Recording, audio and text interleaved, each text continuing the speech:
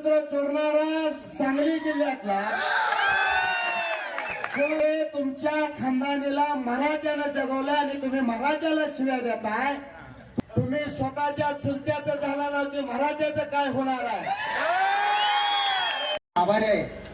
आम्ही सासरवाडीला गेल्यानं सुद्धा एवढा पाहुणचारा होत नाही, पण मराठा समाज किती मदत करू शकतो ही नाशिकच्या बंडगोळ्यानं डोळ्यानं इथे येऊन बघावं। इथं पैसे लागत नाही, इथं फक्त रक्ताला रक्ताचं नातं भिडलं ना समुद्राच्या लाटासारख्या लाटा तयार होतात। ही जिवंत उदाहरण पुणे शहरामध्ये आकुर्डीकरांनी कालच्यापासून आम्हाला दिलेलं, त्याबद्दल आकुर्डीकरांमधल्या सर्व समाज बंधूंचा पुन्हा एकदा त्यांना 12 तोफेची सलामी। मित्रांनो, आपल्याला मनोज जरांगे पाटलाच्या नेतृत्वाखाली आपण सोलापूर जिल्ह्यातून सर्व तालुक्यातून आलेलो आहे।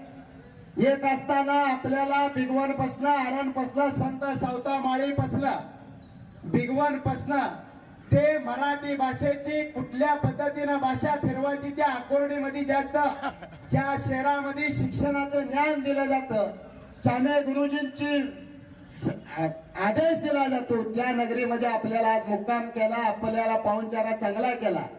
पण इथं थांबून चालणार नाही। ही लबाड ढुंगी सरकार आहे।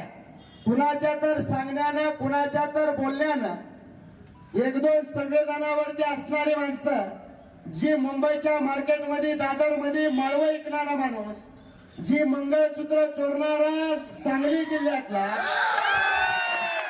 कोण, तो टिपी मुंडे कोण ती नायकोडे, अरे तुमच्या खानदानीला मराठ्यानं जगवलं आणि तुम्ही मराठ्याला शिव्या देताय।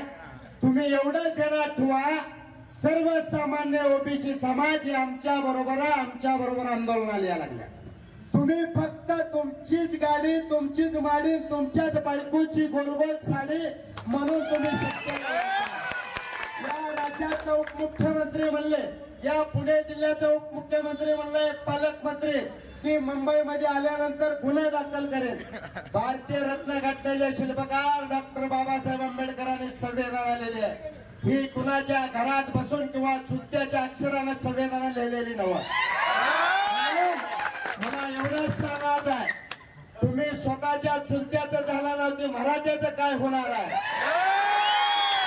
तुम्ही नागपूरच्या दलालाच्या दावणीला गेलेला आहे। आम्ही मराठा आहे, आम्ही स्वाभिमानी मराठा आहे, रक्ताच्या थराला झोपू पण कुणाला भीक मागणार नाही।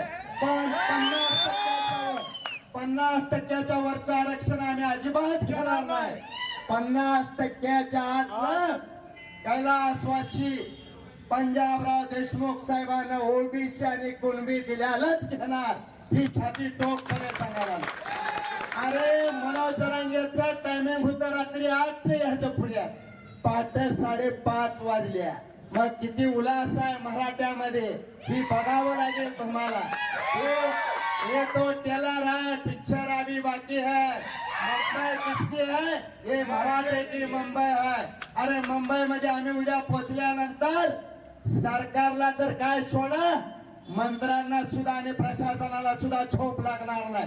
आकुर्डीकरांनो, तुम्ही आम्हाला सहकार्य केलंय, तुम्ही आम्हाला पाहुणचारा केलाय, पण निका पाहुणचारा करून चालणार नाही, आम्हाला जीव घालून चालणार नाही।